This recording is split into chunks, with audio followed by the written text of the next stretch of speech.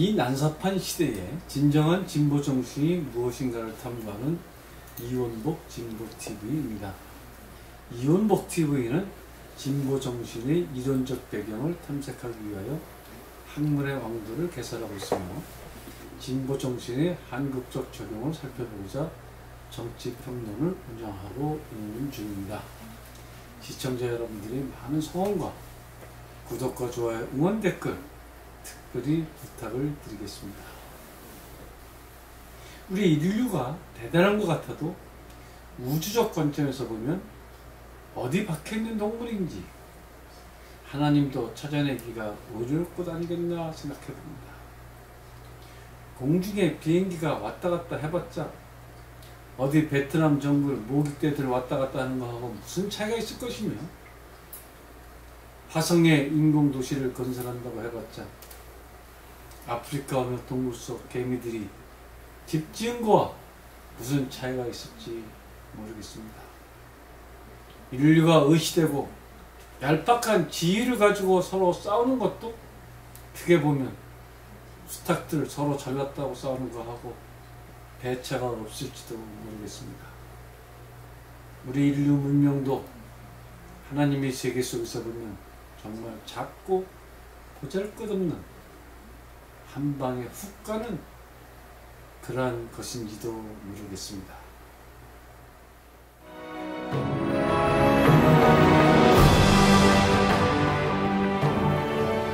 인류가 오늘에 이르기까지 한 방에 훅 간 대멸종이 5번이나 있었다는 보고서는 많은 것을 생각해 줍니다.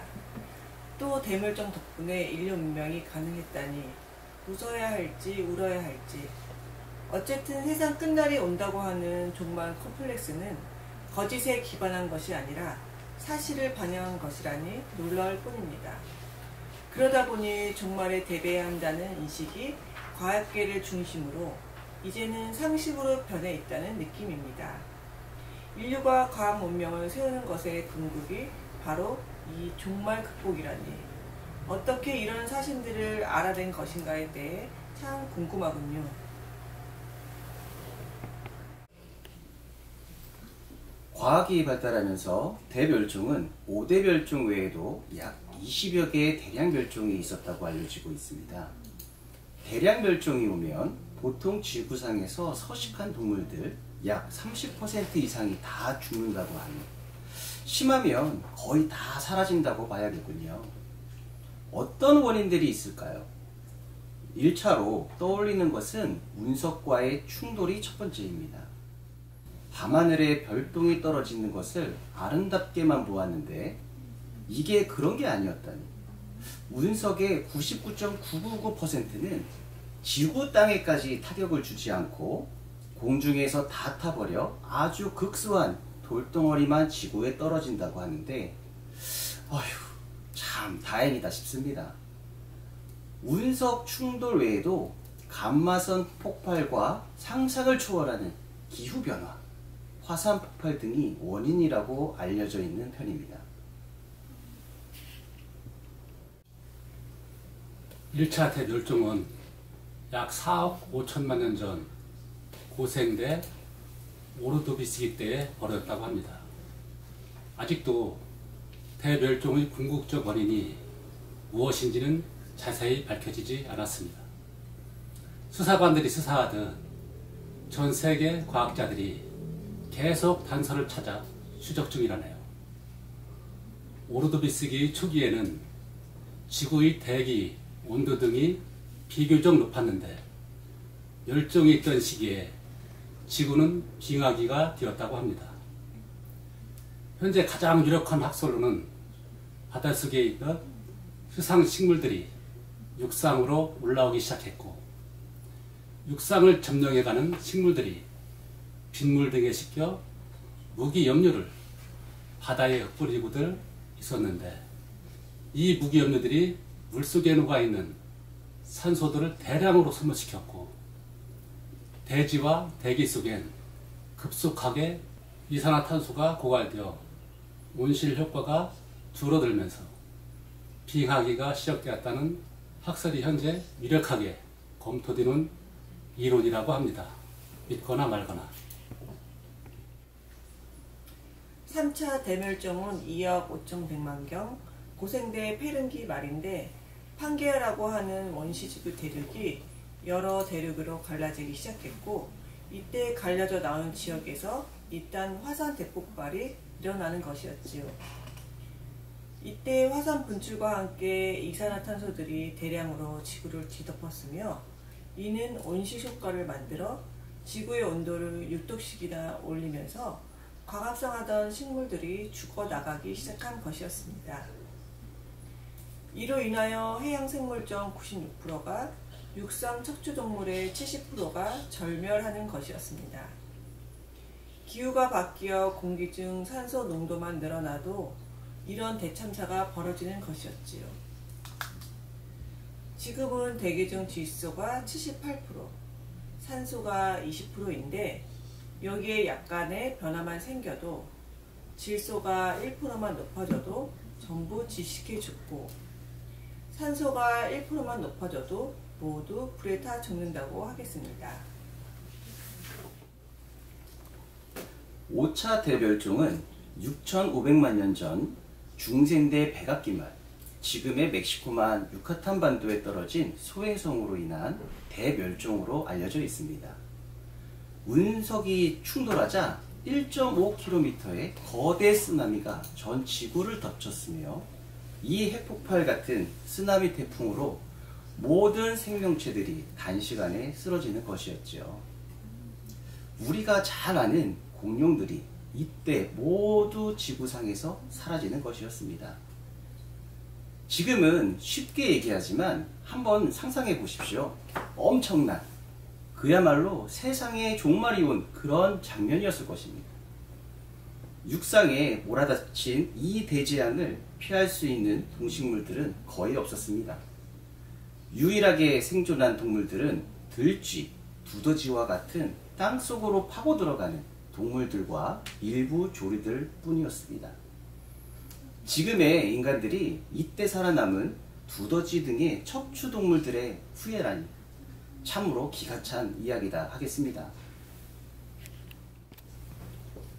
우리 인간은 지구상에서 벌어진 적지 않은 최소 20회 이상의 멸종 사태들의 틈바귀를 비집고 어떻게든 살아남아 오늘까지 이르게 된 생명이 질긴 생명체라 하겠습니다.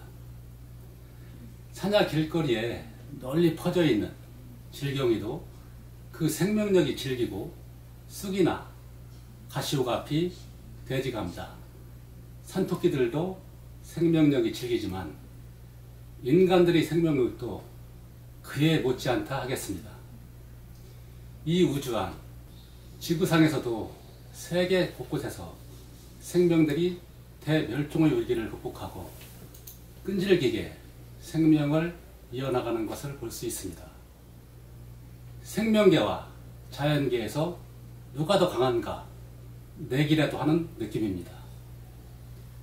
생명은 과연 이 지구에만 존재하는 것일까요? 운석 등에 생명의 씨앗들이 있다고 하지 않습니까? 이 우주 안에 고등 생명체가 우리밖에 없을까요?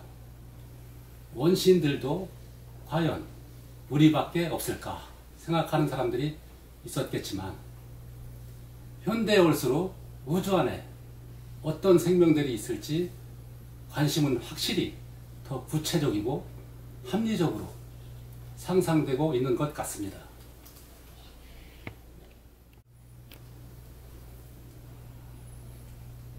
우주 공간 내에 우리들밖에 없다면 엄청난 공간 낭비다라고 칼 세이건은 그의 과학소설 코스모스에서 한마디 하였습니다. 생명은 그 점에서 아주 귀하고 보물 같다 할 것입니다. 그러나 과연 의식이 없는, 생각할 줄 모르는 생명체도 가치가 있을까요? 스스로가 귀한지 귀하지 않은지 자의식이 없는 생명체들이 엄청나게 많은데, 이것들이 물질과 과연 어떤 차이가 있을까요? 모름지기 생명이라 하면 자기 스스로 자의식이 분명한 생명체들로부터가 진정한 생명체가 아닐까요? 낚싯줄에 걸려 올라와서 눈물을 뚝뚝 흘리는 참치쯤 되어야 살려준다는 감정이 들지 않을까요? 솔직히 잘 모르겠다는 생각이 듭니다. 지금의 어류들도 과거에 없었다면 인류가 생겨나지 않았다고 하니 귀하지 않은 생명체가 없다고 해야 하겠군요. 그러나 아무리 이론상으로 그렇다 해도 낚싯배에 고기가 잔뜩 잡히면 입이 떡 벌어지는 것을 숨길 수가 없으니 뭐가 문제인지 잘 모르겠다는 생각도 들고 있습니다. 오늘은 여기까지 하겠습니다. 운석과의 대충들은 언제냐가 문제이지 확률적으로는 100%라고 합니다. 결국 지구상의 생활은 언젠가 종말이 온다고 해야 하겠습니다.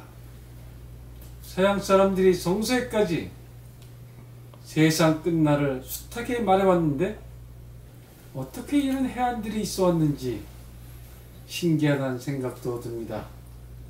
인류 문명을 귀하게 여긴다면 종말이 오기 전에 대안을 만들어 가야 한다는 것도 당연하다 싶습니다.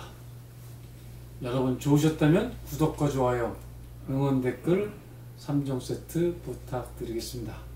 여러분의 응원이 저희 방송이 명품 방송이 되는데 결정적인 역할을 해 주실 것입니다. 감사합니다. 그럼 다음 시간에 다시 만나뵙도록 하겠습니다. 안녕히 계십시오.